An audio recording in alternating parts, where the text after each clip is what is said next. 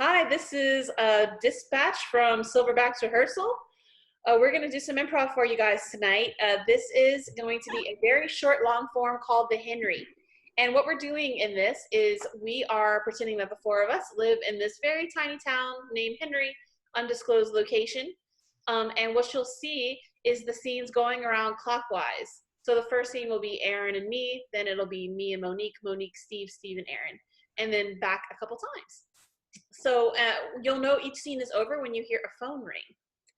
So to get started with this, we are going to get some suggestions from Monique's valiant husband, who happens to be there, Mr. Kyle.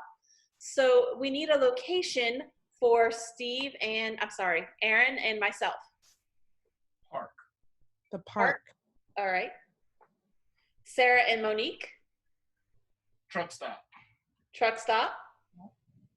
Monique and Steve. Playground. Playground.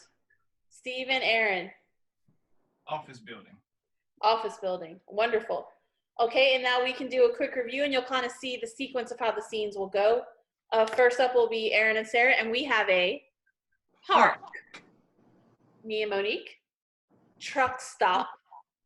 Monique and Steve. The playground. And then Steve and Aaron. Office building. All right, and here we go.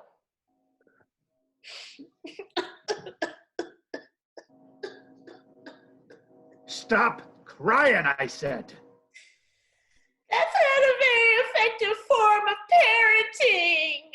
Well, when I was a kid, you fell off of the monkey bars. You just sucked it all in and you stopped crying. And how has that helped your emotional resiliency as an adult? But let me tell you something. You don't stop crying. All right. I'm sorry, little girl, but I can't help you. That would be very inappropriate for me to let you ride in my truck. So I'm going to say no. Listen, I am ready for a new life, mister. Okay. Well, you're new. How old are you now? I am 9 years young. Okay, well, your new life can be going back home to your parents, maybe, and listening to them and obeying them, because I have a feeling that you haven't been doing that this whole time.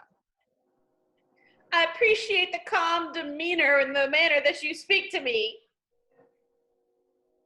But my parents need to be taught a lesson, so I'm just going to eat some Cheetos on the curb for a little longer. That's a nice truck you got there. What's a professional gentleman such as you doing in a playground like this?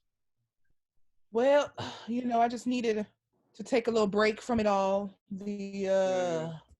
The shipments are getting a little out of hand. Every time I pull into a gas station, I got young mothers in minivans running up to me asking for toilet paper, and it's very yeah.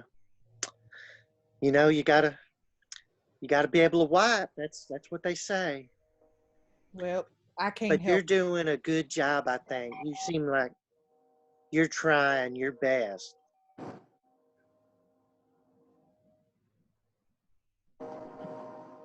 Rebecca, I want you to put those copies on my desk by 10 o'clock. Do you understand? The copy's on your desk by 10 o'clock. Yes, sir. I understand. You don't have an urgency in your voice when you say it back to me, Rebecca. Well, you see around here, it's kind of a laid-back sort of mentality in this town. And that's why the company lost 200% of their profit last year. Well, I'm sorry, Mr. McDuck. It's not the end of the world. Well, maybe it is, but you know what I mean.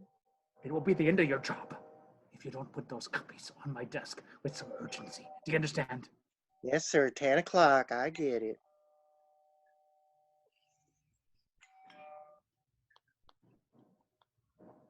Daddy McDuck, Yes, darling. I can really appreciate the work that you've been doing in therapy.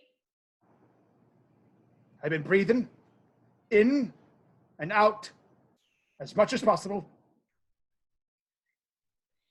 This is the nicest day that we've had together on our every other weekend date. Well, your mom and I have had our differences, and now we're maybe going to be back in the good graces of each other's love. Oh, you and Mom are thinking about getting back together? That's very interesting information. Wait. So your parents are getting back together, and you didn't like that very much, so you came back to the truck stop to show them how lonely you feel by making them feel lonely. I mean, how are you going to go from having 2 Christmases, 2 birthdays, just back down to 1? I can't. I'm going to need another bag of Cheetos for this. I knew that one semester of that elective psychology class I took would come in handy, but I never knew that this would be the situation I'd be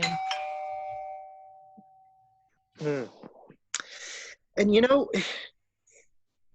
I mean, I know you're not like a psychologist or anything, but you seem like a good listener. And you know, my boss is he's just so angry all the time, and I got to tell you, it's stressing me out. I'm not used to that.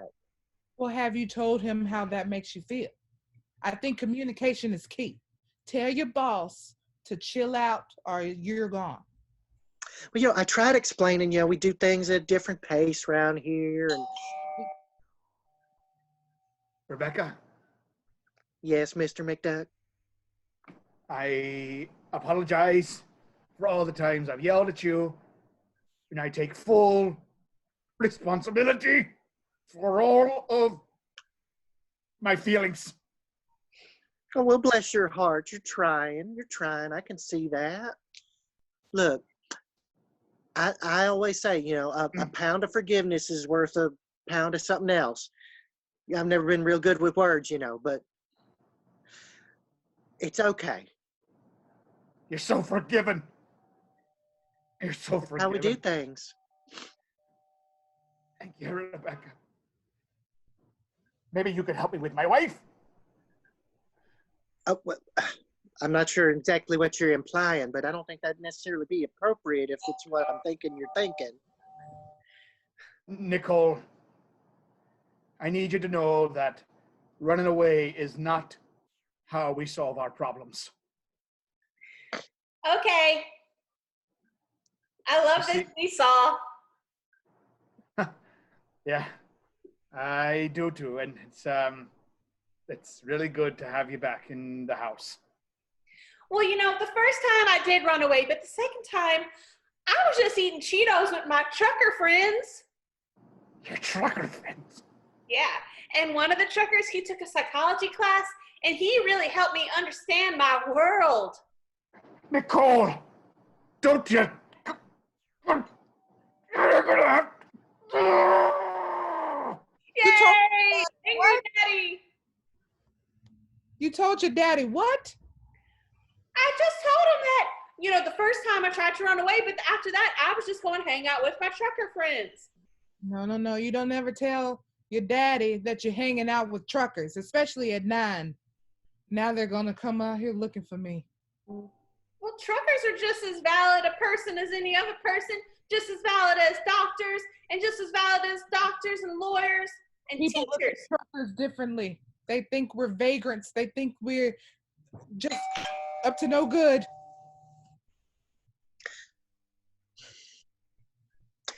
You know, I've never really talked about this sort of stuff on a slide before, but it's fun. I mean, you know, you get out what you're feeling, and then what's not to like?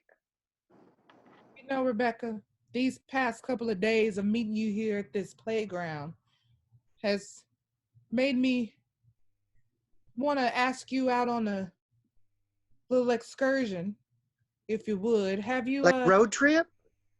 Yeah. Have you ever thought about traveling across the country? Oh, all the time. When I was a little girl, I thought, I want to see that Grand Canyon more than anything in the whole world. Well, come with me. Come with me, Rebecca. Let's leave. What am I supposed to do now, Rebecca? That you're leaving?